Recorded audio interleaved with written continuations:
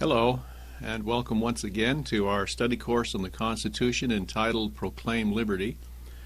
Today we're on Lesson 4, beginning on page 26. We'll be discussing 5 principles, principles 6 through 10. I hope by now that you've memorized all 28 principles. We're going through them rather rapidly. Remember, these are the principles the founders laid down in the Declaration of Independence and the Constitution, which provided a formula for freedom for anybody who would follow them, not just Americans, anybody in the world. So Principle 6 says, all men are created equal. And of course, you know that's a quote out of the Declaration of Independence. But you know, as you think about equality, I think everybody will agree that no two human beings are alike. We are born with different faculties, different skills we develop, we have different tastes, we have different strengths, different mental capacities. So what do we mean when we say all men are created equal? Certainly it isn't equal in every way. Well, in letter A, what we find out really, instead of being equal in every way, that all men are to be treated equally. Treated is your blank for letter A. Treated equally in the sight of the law, before God, and treated equally in our rights. That's what we mean when we say all men are created equal. Clarence Carson helps us understand this under letter A, if you'll follow me here with these quotes. He says, 2 kinds of equality, so far as individuals are concerned, are treated in the Declaration of Independence. First, there is equality before the law, which is your blank, law. This means that every man's case is tried by the same law governing any particular case. In other words, there's no different laws for different classes of people. I find it interesting when people talk about certain rights. You got women's rights and minority rights and gay rights, and what about all these rights? And the founders would say there's really only one set of rights, and they belong to all people. There's no different rights for different classes of people. And so the law should apply to all people. I love this phrase that I heard many years ago. All the laws should be made for all the people. That's helped me in a lot of situations that I've tried to explain equality and the search for equality. All laws should be made for all the people. And a corollary of this is that no classes are created or recognized by law. Have you noticed when you'd begin to develop classes, you begin to move into this area that we call ruler's law. That's an element of ruler's law, when there are different classes of people. Under people's law, all the people are equal, are treated equally in their rights before the law and, of course, before the Creator. Mr. Carson goes on. Second, he says, the Declaration refers to an equality of rights. Each man is entitled equally to his life with every other man. Each man has an equal title to God-given liberties, along with every other. You know, John Adams was in France for several years, and there were some French philosophers, Jean-Jacques Rousseau being one of them, who thought, really, we should be equal in every way. And John Adams writes about this. See the quote there on the bottom of 26? He says, that all men are born to equal rights is true. Every being has a right to his own, as clear, as moral, as sacred as any other being has.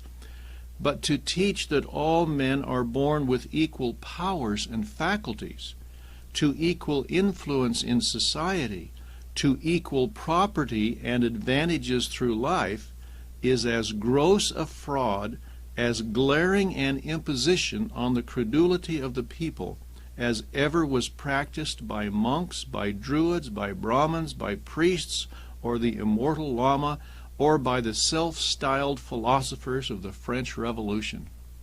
That's John Adams. Nevertheless, there are some people who insist that people do not have equal rights unless they have equal things. And the Founding Fathers were well acquainted with this philosophy.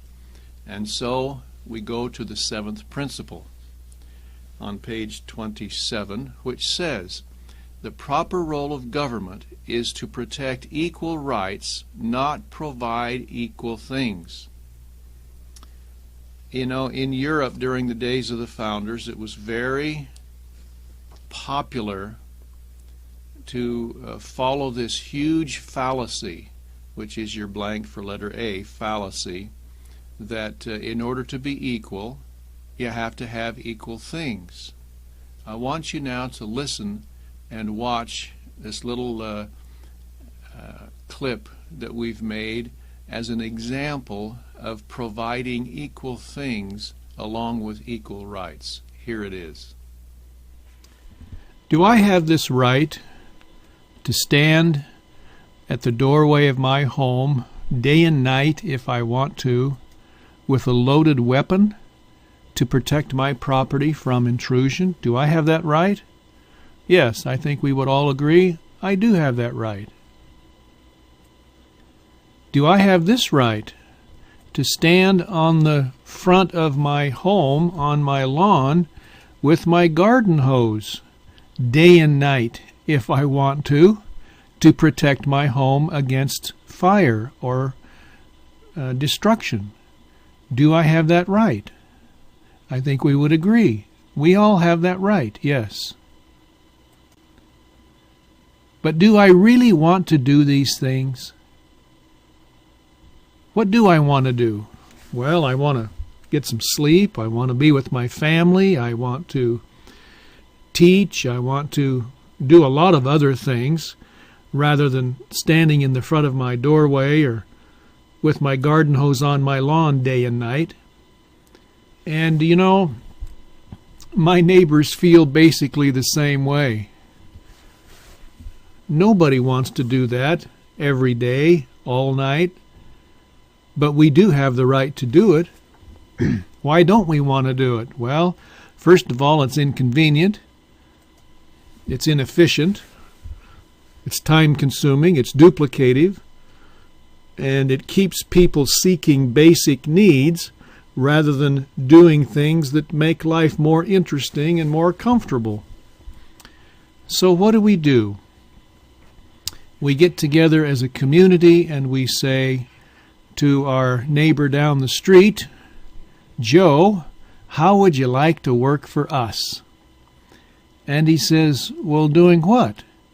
And we say, well, you know, we could stand in our doorway, each of us, all night and all day to protect our property, but that's a little inefficient.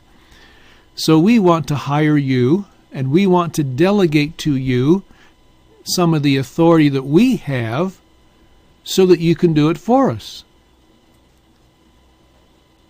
And to evidence that delegated authority, we're going to give you a badge. And to enforce it, we'll give you a gun and authorize you to use it because we can. And we're going to buy you a car, put some lights on it, and have you drive around the neighborhood protecting our property. Can you do that? He says, yeah, I think I can do that. And then we go down to Sam, down the other direction, nice, strong young man, and say, Sam, how would you like to work for us? And he says, well, doing what? Well, you know, we could stand out on our lawn day and night, each one of us, but that's a little inefficient. And so what we want to do is buy you a big red truck. And we're going to get a long hose and get a big hat, get a big coat for you and some big boots. We're going to put a big tank on this red truck, paint it red, and we want you to keep it full of water because if we call you Please hurry, because our house will be on fire. Think you can do that, Sam? He says, yeah, I think I can do that. So I ask you folks, what have we created here, really? We call it a police department and a fire department, don't we? But what is it really? One word, starts with a G. Government.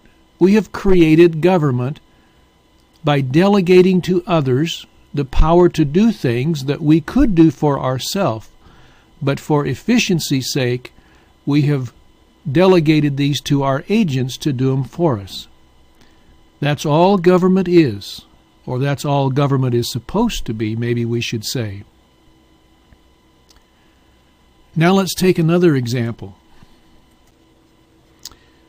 I live with my family in a community, comfortable home, and I have neighbors on both sides. On one side lives the Jones family.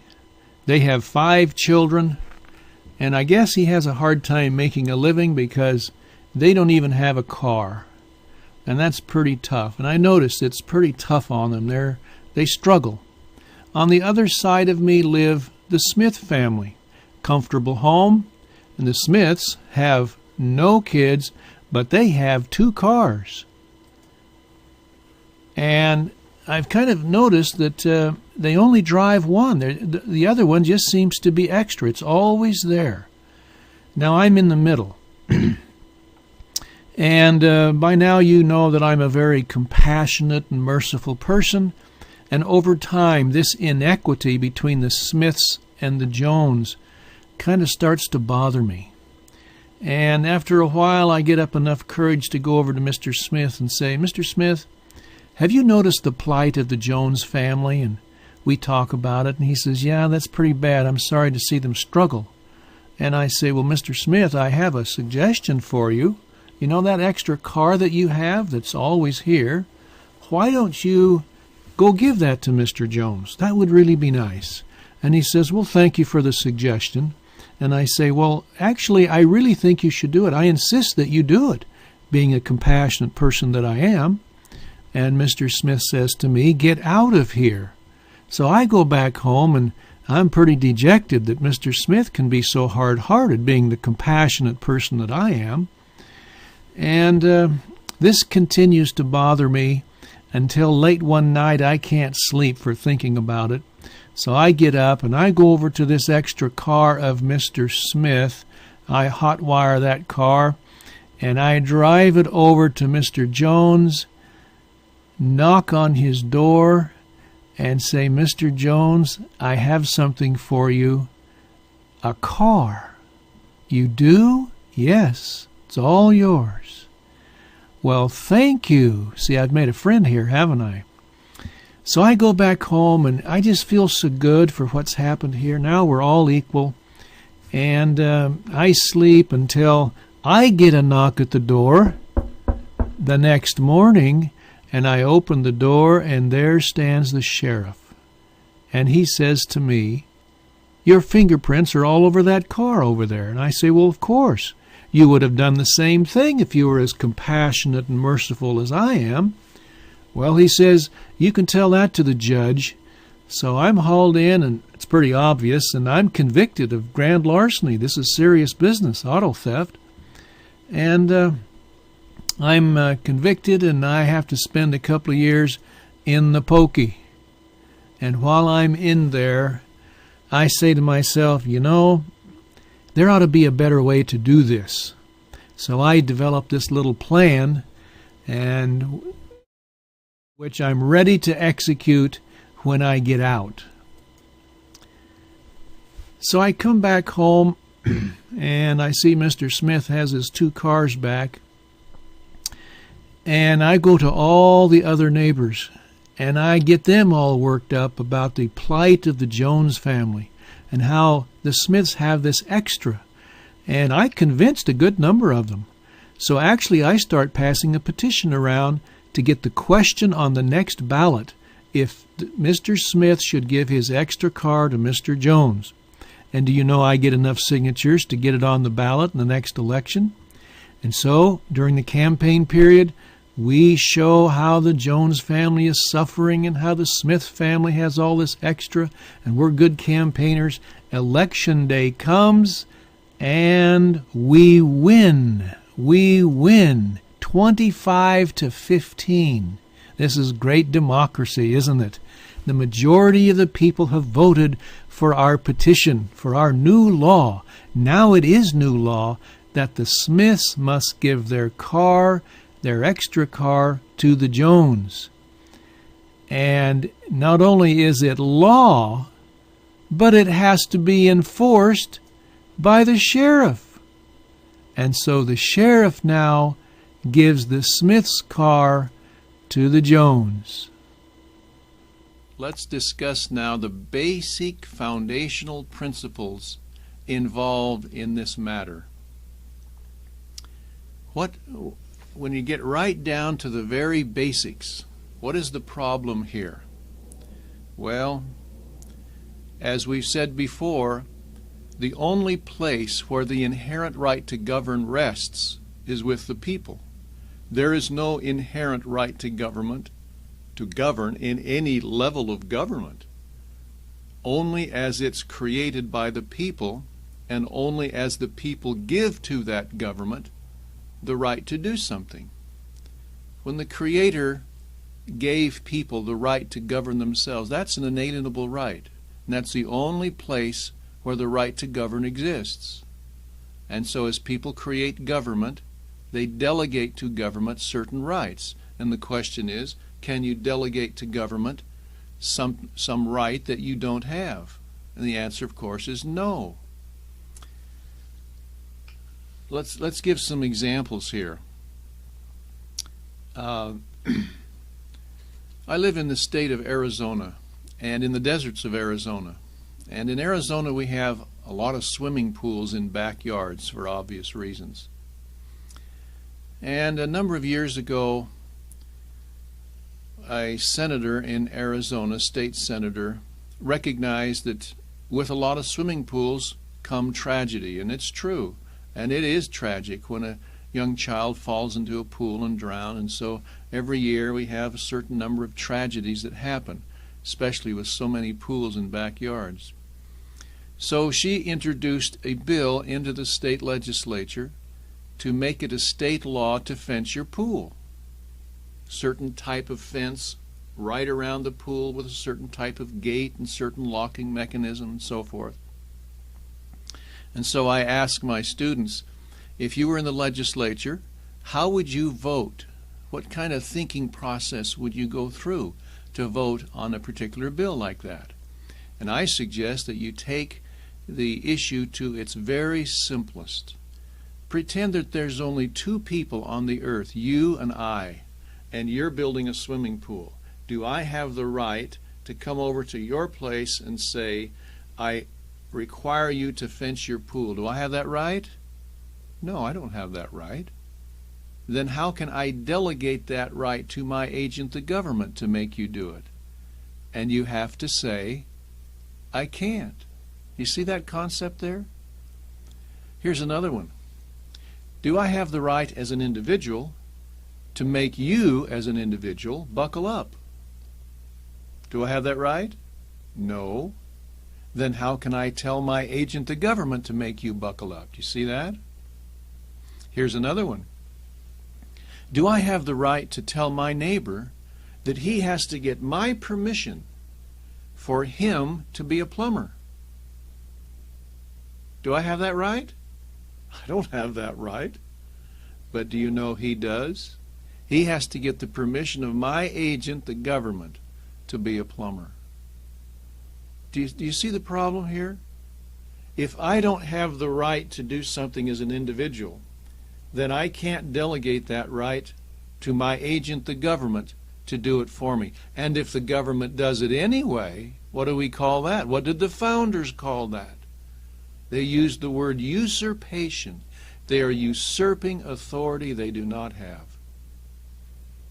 This is a very interesting and very foundational and fundamental principle that is almost totally lost today in American politics. Have you noticed there seems to be a feeling out there that if you're elected to public office, all you have to do is to get a majority of people to agree with you on any proposal, and you can pass and it becomes valid law. Have you noticed that? And the founders would say, no, not necessarily. You must have also have first been delegated the authority properly from the people, which means they have had to have the authority in order to delegate it.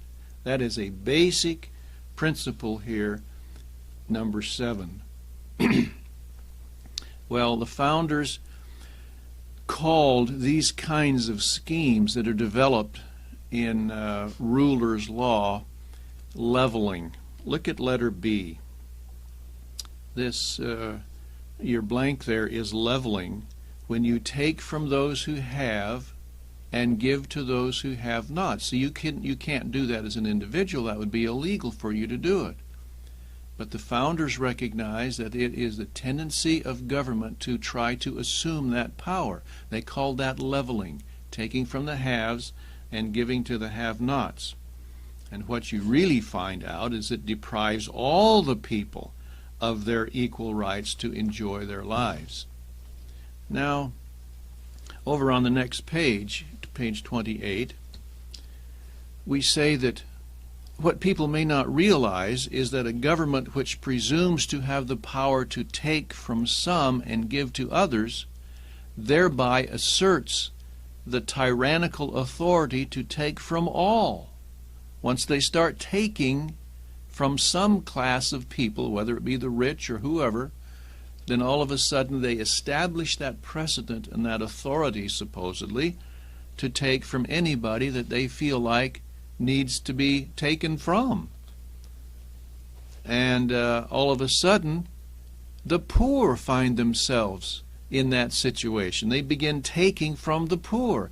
All of a sudden, those who don't have start saying, wait a minute, we have certain rights of our own. And all of a sudden, all the people are wondering, what is the government doing? And the government is saying, we decide who has the rights to things. Do you see that problem there? Once you violate this principle of starting to take from certain classes of people and giving to others, there's no end to it. Benjamin Franklin had this experience in England. He was in England for a number of years, and here's a quote here from Franklin as he observed the English welfare system. He said, I have long been of your opinion that your legal provision for the poor in England is a very great evil, operating as it does to the encouragement of idleness. We have followed your example and begin now to see our error, and I hope shall reform it. Franklin had some very definite philosophies about public welfare, and if you read in The Real Benjamin Franklin, he explains it very clearly. Soon as the government starts taking from those who have and giving to those who have not, you get into these problems of encouraging idleness and increasing, as he said, drunkenness and other tendencies that weaken human nature. He further wrote, look at this next quote, to relieve the misfortunes of our fellow creatures is concurring with the deity. It is godlike.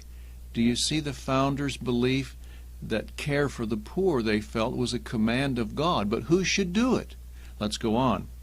But if we provide encouragement for laziness and supports for folly, may we not be found fighting against the order of God and nature, which perhaps has appointed want and misery as the proper punishments for and cautions against, as well as necessary consequences of, idleness and extravagance? Is this not natural law in working? This is incredible. This is natural law working. If you're hungry, it forces you to work. Remember Cicero's quote? See, Benjamin Franklin is saying the same thing. Let's go on. Whenever we attempt to amend the scheme of providence, or natural law, and to interfere with the government of the world, we had need to be very circumspect, lest we do more harm than good. Isn't that amazing philosophy? That's Franklin. Sam Adams also spoke up, and he called these schemes of leveling, he called them utopian schemes. What's a utopia? A utopia really is a never-never land. That's what the word utopia means. It's a fantasy. So he says, the utopian schemes of leveling, remember that's taking from those who have and giving to those who have not, and providing a community of goods. In other words, everybody owns all the property. There's no private ownership. He says these utopian schemes are as visionary and impractical as those which vest all property in the crown. They are arbitrary, despotic, and in our government, are you ready for this word? Unconstitutional. And that's your blank. Unconstitutional. That's Sam Adams. Well, there's a special reason that the founders insisted that all men are to be treated equally, and that takes us to the 8th principle on the bottom of page 28, which says that men are endowed by their Creator with certain inalienable rights. Look at the quote there from John Locke. He says down at the bottom of 28, the state of nature has a law of nature to govern it, which teaches all mankind who will but consult it, that being all equal and independent, no one ought to harm another in his life, health, liberty, or possessions. For men being all the workmanship of one omnipotent and infinitely wise Maker, there is an interesting philosophy. Remember, John Locke was a very fervent and staunch Christian. All the servants of one sovereign Master, sent into the world by His order and about His business, that's interesting philosophy, they are His property, and being furnished with like faculties, sharing all in one community of nature, there cannot be supposed any such subordination among us that may authorize us to destroy one another. What is John Locke saying here? Because we are all to be treated equally in the sight of God and in sight of the law, no one is above another. No one is subordinate to another. Hence, there really is no authority of one person to rule over another. Do you see his thinking here? We're all equal in our rights before the Creator. Well, it was very common for the founders to express this same thought not only in the Declaration of Independence but also in state documents. Look at letter A. This is out of the Virginia Declaration of Rights.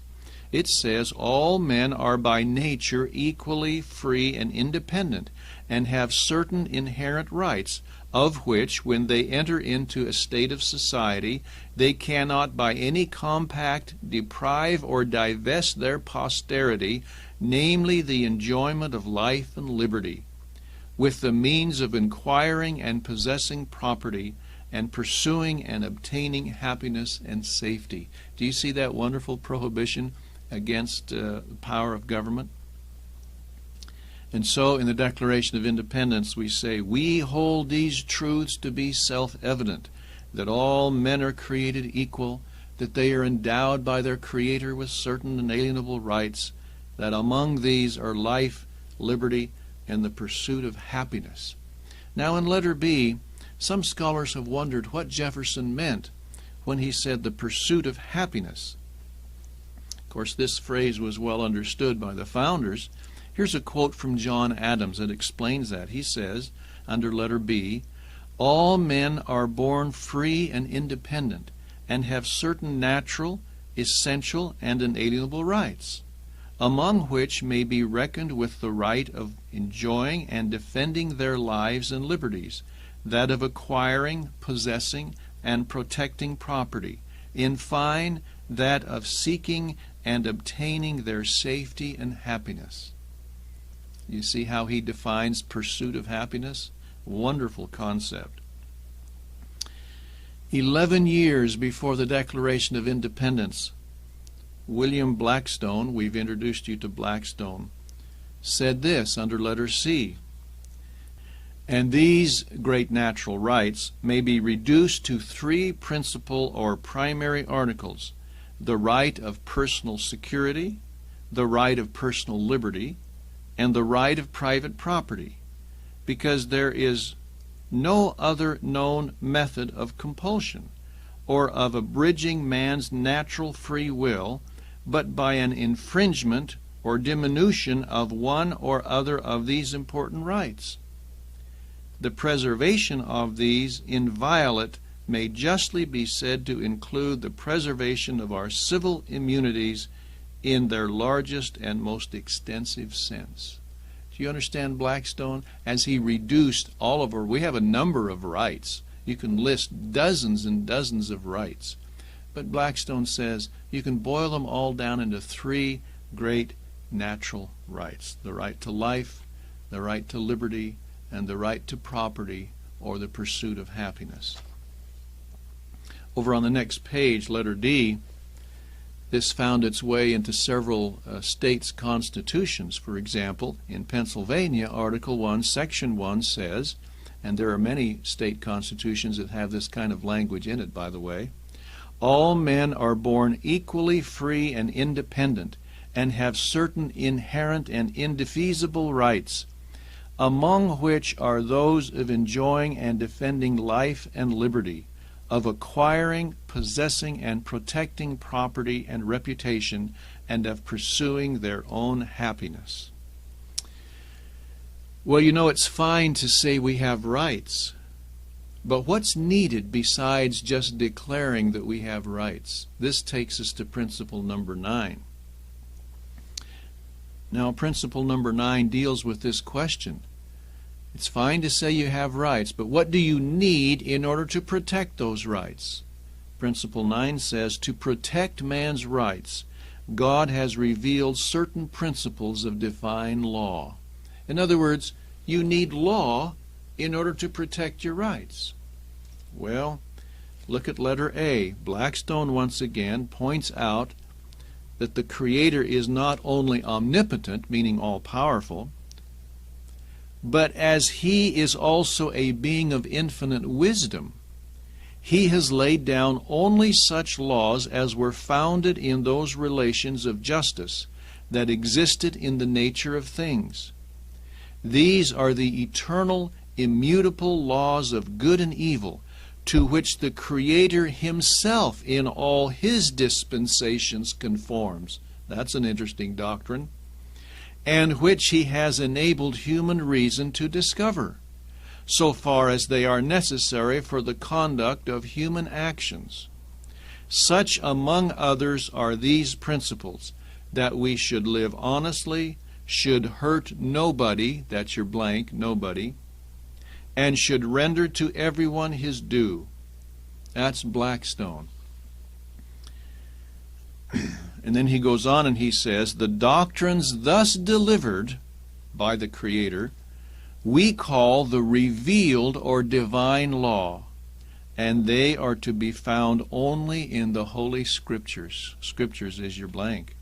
These precepts, when revealed, are found upon comparison to be really a part of the original law of nature, as they tend in all their consequences to man's felicity or happiness.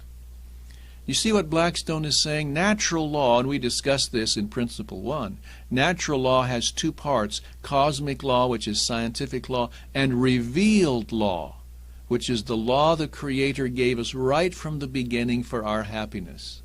And now he's talking about it in detail. For example, look at letter B.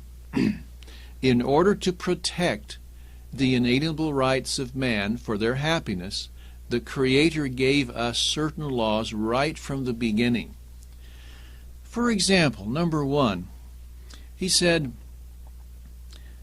I want you to recognize the supremacy of my work, the supremacy of my being in all things, in all things. And that's your blank for number 1. How did he say it? Do you remember this? Thou shalt have no other gods before me. Do you remember that? Look at number 2. He says, don't attribute my creations to something else. Don't carve yourself out some piece of wood or rock and set it up and attribute my creations to that. How did he say it? Thou shalt not make unto thee any graven image. Do you remember that? Look at number 3. He says, when you take an oath to me, and the founders believe that you don't take an oath to people, you take an oath to the Creator. When you take an oath, make sure you keep it. Because if you take an oath to me in my name and you violate that oath, you've taken my name in vain. How did he say it? Thou shalt not take the name of the Lord thy God in vain. Do you remember that? Normally we think of that as profanity or swearing or dragging the name of deity through the mire and the muck, some awful thing like that. But see, the founders knew that if you take an oath to God and you break it, you are actually breaking the 3rd commandment. You're taking his name in vain. That's interesting expansion of that thought, isn't it? On the next page, number 4, God said, the Creator said, I want you to study my law, because my law is true law. I want you to study my law, and that's your blank for number 4, study. As a matter of fact, I want you to set aside one day in every week to do that, to turn your attention from the normal things that you do for 6 days and study my law and do my work. How did he say it? Honor the Sabbath day to keep it holy. You know, people have tried, mostly in communist countries, to do away with this 1 day in 7 to worship, because that's too Christian, that's too religious. It hasn't worked out. Mankind is created to have 1 day in 7 to rest from his labors and to turn his attention to God's work, to take care of his work, to take care of those who need his help. That's a wonderful concept. Look at number 5. As you know, the Creator made the most basic unit of society to be the stronghold of character building, and this is the family. And he gave a command that the family should be unified. How did he say it? Honor thy father and thy mother, that the days may be long upon the land which the Lord thy God giveth thee. Did you get your blank for number 5? Is family. Strengthening family by children honoring their parents. Look at number 6. The best way to preserve the family unit, and the most fundamental way, is that once 2 people make covenants with each other, you keep those covenants. Don't wander off to someone else. Once you make the covenant at the altar of marriage, you keep it. How did he say it? Thou shalt not commit adultery. Number 7, keep human life sacred. As a matter of fact, if someone purposely takes human life, he must forfeit his own life. That's the law of God. How did he say it? Thou shalt not kill. And number 8, if you see somebody's property, respect it. Don't take it. It isn't yours. How did he say it? Thou shalt not steal. That's your blank for number 8, steal. And then he said, don't go around telling lies about other people. Be honest with other people. Help other people. Be truthful with them. Always tell the truth. And if you tell the truth, you never have to remember what you said. How did he say it? Thou shalt not bear false witness against thy neighbor. Did you get your blank for number 9? Is lie. And then number 10, don't be envious of other people's property to the point where you develop schemes to begin to take it from them. That's coveting. How did he say it? Thou shalt not covet. And he named a whole bunch of things that you're not supposed to covet. In other words, this is the gospel of work, really. You go out and earn your own. Don't covet other people's property. Well, these are basic laws that the Creator laid down for the happiness of mankind. And as you go through these, you say, yeah, these are very basic laws upon which most of our laws are built. Have you noticed that? These are laws the Creator gave us right from the beginning for happy living. And it doesn't really matter what your specific religious denominational beliefs are. Can we not agree that these are basic to every system of belief meant for the happiness of man? And of course you recognize these are as the famous 10 commandments, and that's your blank, 10. Now look at letter C. The divine code of law, which we've just explained, also includes a remarkable system for the dispensing of criminal justice. And this is called the law of reparation to the victim. If you violate one of these commandments, in other words, you're violating really another person in most cases. And what do? What's required when you violate someone else's rights or someone else's property? The divine code of justice is that you repay the victim. You bring them back as much as possible to their original state before you injured them. That's what we call the law of reparation to the victim. It's marvelous. We need to do more of that in our country. We haven't had a whole lot of that. We do have some of that. But you repay the victim. Doesn't always really do good to throw a person in prison for years and years while he should be repaying his victim. Sometimes you have to do that. But in a lot of cases, especially in first offenses, we need to have stronger reparation laws and enforce them. Well, that's principle number 9. You must have divine law in order to protect divine rights. Now let's go to number 10, bottom of page 31, which says the God-given right to govern is vested in the sovereign authority of the whole people. In other words, there's really no place for this doctrine of divine right of kings. Did you get your blank there? Divine is your blank, the bottom of 31. You know, this was very popular in Europe for a king to say, I have the divine right to rule.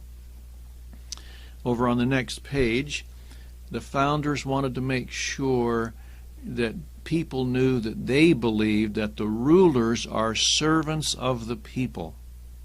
This was reflected in Anglo-Saxon government. Look at number 1. Dr. Lovell says that our English word king actually comes from the Anglo-Saxon word cyning, C-Y-N-I-N-G, which means one among equals. In other words, we're all equal. Look at his quote there. The chief owed his office to the tribal assembly, which selected and could also depose him. His authority was limited at every turn, and though he no doubt commanded, yet his opinion carried no more weight in the debates of the assembly than that of any freeman. Do you see the concept there? This is Anglo-Saxon.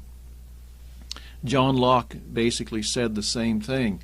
This is a wonderful quote here that has some interesting concepts in it under number 2. He says, in all lawful governments, the designation of the persons who are to bear rule, being as natural and necessary a part as the form of government itself, and that which had its establishment originally from the people, That is, all government comes from the people, government authority. Therefore, with the form of government established, have rules also of appointing and conveying the right to those who are to have any share in the public authority. And whoever gets into the exercise of any part of the power by other ways than what the laws of the community have prescribed, hath no right to be obeyed. That's your blank, obeyed. Though the form of the commonwealth be still preserved, since he is not the person the laws were appointed, and consequently not the person the people have consented to. You see that there? If a person comes to power by any other means other than by permission of the people, he has no right to be obeyed. That's pretty powerful doctrine, isn't it? Nor can such an usurper, or any deriving from him, ever have a title till the people are both at liberty to consent and have actually consented to allow and confirm in him the power he hath till then usurped. What a great concept of John Locke. I hope you're seeing in these quotes the places where the founders got their good ideas. These are marvelous doctrines. And John Locke was right in there. And the founders loved to read John Locke in his explanation of where government and government officials get their authority and what happens when they overstep their authority. Did you see that in that quote? Alexander Hamilton said, "The fabric of American empire ought to rest on the solid basis of the consent of the people. The streams of national power ought to flow immediately from that pure, original fountain of all legitimate authority." Aren't those beautiful words? Pure, original fountain of all legitimate authority. Well, even if you recognize that the people are the divinely endowed source of sovereign power to govern, what happens if elected officials begin to usurp authority they do not have and impose a dictatorship even? This brings us to the next lesson and the next principle. Thank you for joining us.